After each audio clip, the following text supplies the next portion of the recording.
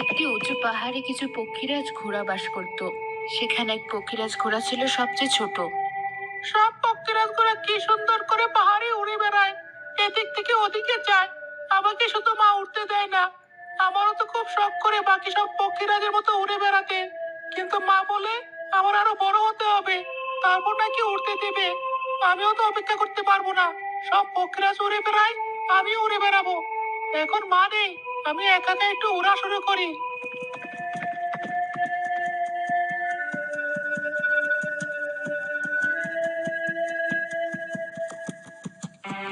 দেখি,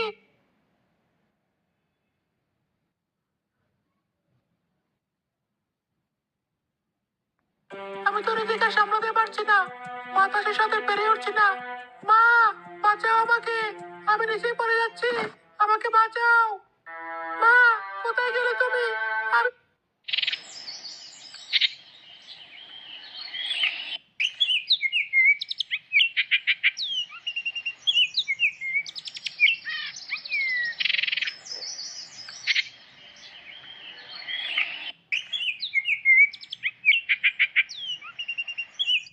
কোথায় চলে এলাম?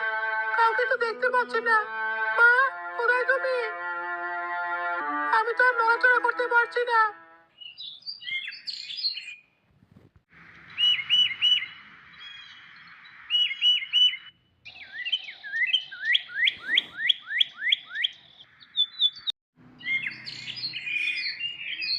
বউ, আমি যাচ্ছি কাঠ কাটতে। তুমি বাবুকে নিয়ে ঘরে থেকো, আর বাইরে বের হওয়ার দরকার নেই। বনে জন্তু জানোয়ার ঘুরে সব সময়। কদিন মাত্র ওর বয়স কেবল। এখন তোমাকে কোনো কাজে বের হতে হবে না। কাজ থেকে ফিরে এসে বাড়ির কাজ আমি করে দেব। ঠিক আছে, আমি বাবুকে নিয়ে ঘরেই থাকবো, কোথাও যাব না। তুমি তাড়াতাড়ি ফিরে এসো।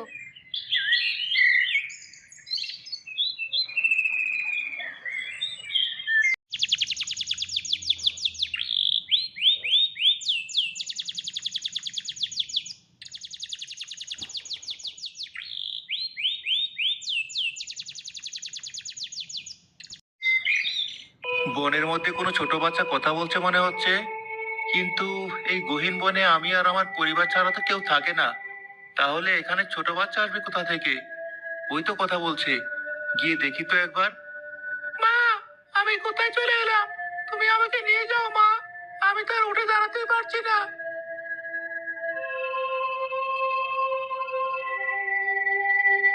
এখানে তো কোনো বাচ্চা নেই। এই তো দেখছি এক পক্ষীরাজের ছানা।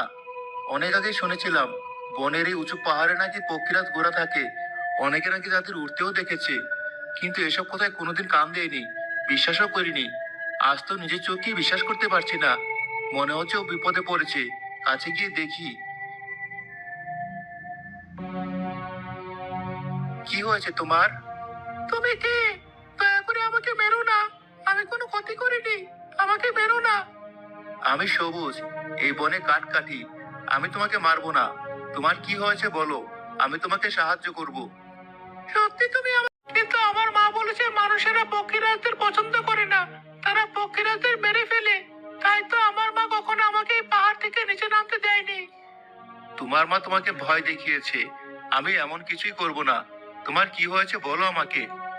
আমি উঠতে গিয়ে পাহাড় থেকে এখানে পড়ে গেছি, অনেক ব্যথা পেয়েছি, নড়াচড়া করতে পারছি না। ঠিক আছে, তোমাকে আমার বাড়ি নিয়ে যাই, চলো।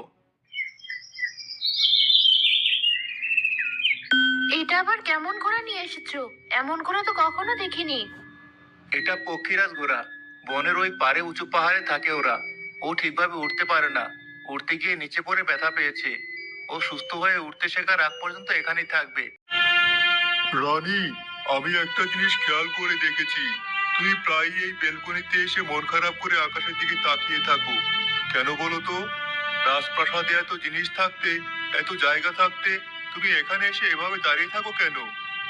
রাজপ্রাসাদে সবই আছে মহারাজ, কিন্তু জানি আমি সুখে থাকবো তা নেই। আমার এক সন্তান নেই, তাই কোনো কিছু ভালো লাগে না। আর যখন আমার একেবারেই বেশি খারাপ লাগে, তখন আমি বেলকনিতে এসে আকাশের দিকে তাকিয়ে ওপরওয়ালার কাছে নিজের মনের সব কথা বলি। তিনি যেন আমার মনের কষ্ট দূর করেন, সেই প্রার্থনা করি। রানী, আমার দেখা সবচেয়ে নিষ্পাপ মানুষ হলে তুমি। আমার বিশ্বাস উপরওয়ালা তোমার নিরাশ করবেন না। তোমার প্রার্থনা তিনি ঠিক শুনবেন। তাই যেন হয় মহারাজ।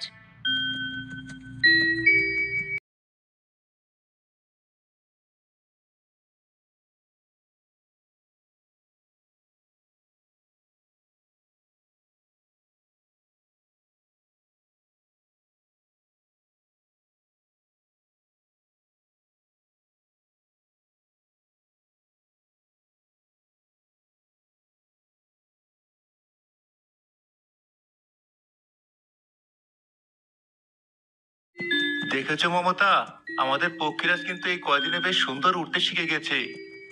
হ্যাঁ, আর কিছুদিন গেলে আরো উপরের দিকে উঠতে পারবে। এখন অতটা পারে না। বাতাসের সাথে পেরে উঠতে ওরা আরো একটু সময় লাগবে। হ্যাঁ, আর একটু ওরা শিখলে আমি আমার মায়ের কাছে ওই উঁচু পাহাড়ে চলে যেতে পারবো। কিন্তু তোমাদের কথা খুব মনে পড়বে। মাঝে মাঝে তোমাদের কাছে উড়ে আসবো। ঠিক আছে, তাই এসো। হঠাৎ এমন ভয়ঙ্কর জ্বর শুরু হলো কেন? কিছুই তো বুঝতে পারছি না। মনে হচ্ছে এখনই আমাদের ঘরবাড়ি উড়ে যাবে। গাছপালাও ভাঙতে শুরু করেছি। কি করবো এবার? আমিও সেটাই ভাবছি। এই জ্বরের কবল থেকে কি করে বাঁচবো? এখানে থাকলেও বাঁচতে পারবো না, আবার পালিয়েও কোথাও যেতে পারবো না। আমাদের ছেলেটার কি হবে? পক্ষীরাজ, তুমি আমার ছেলেটাকে বাঁচাও। ওকে পিঠে নিয়ে তুমি নিরাপদ আশ্রয়স্থলে চলে যাও। কিন্তু আমি কি এই জ্বরের বেগ সামলে ওকে নিয়ে যেতে পারবো? তুমি পারবে, তোমাকে পারতে হবে। দয়া করে আমাদের ছেলেকে তুমি বাঁচাও পক্ষীরাজ। আমি না হয় ওকে নিয়ে চলে যাব, কিন্তু তোমাদের কি হবে? এই ঝড়ে তোমরা বাঁচবে কি করে? আমাদের চিন্তা তোমাকে করতে হবে না। তুমি শুধু আমার ছেলেটাকে বাঁচাও, তাহলেই হবে। আর কিছুই চাই না। আমাদের কপালে যা আছে তাই হবে।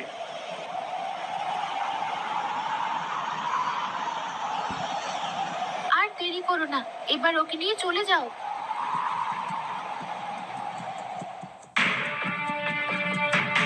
কাঠুরে অনেক ভালো মানুষ ছিল। সেদিন সে আমাকে বাঁচিয়েছে, আমাকে সন্তানের মতো ভালোবেসেছে। তার কথা আমাকে রাখতেই হবে। আমার যত কষ্টই হোক, ওকে নিয়ে আমার নিরাপদ জায়গা যেতে হবে। ওটা তো মনে হচ্ছে একটা রাজবাড়ি। ওই বাড়ির ওই বারান্দায় ওকে নিয়ে যায়। এই বাড়িতে ওর কোনো অযত্ন হবে না বলে মনে হচ্ছে।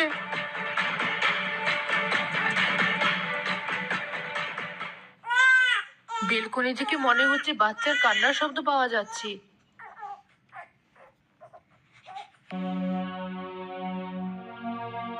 আরে, এখানে বাচ্চা এলো কোথা থেকে? আর এই কেমন ঘোড়া? রানী, দেখেছো? আমি তোমাকে বলেছিলাম না উপরওয়ালা তোমার প্রার্থনা ঠিক শুনবেন। দেখলে তো, পক্ষীরাজ তোমার জন্য ছেলে নিয়ে এসেছে। তোমার আর কোনো দুঃখ থাকবে না। তোমরা ওকে পেয়ে খুশি হয়েছো? হ্যাঁ, আমরা অনেক খুশি হয়েছি। তুমি ওকে কোথা থেকে নিয়ে এসেছো? ওর বাবা মা বনে থাকতো। পরে অনেক জ্বর হওয়ার কারণে ওকে বাঁচাতে এখানে নিয়ে এসেছি। খুব ভালো করেছো। এখন থেকে ও আমাদের রাজকুমার মোহন। আমরা ওকে আর কোথাও যেতে দেব না। পক্ষীরাজ, তুমি এবার খেয়ে নাও। ভেবো না তুমি। আমরা মোহনকে যেমন ভালোবাসবো, তেমনি তোমাকেও ভালোবাসবো।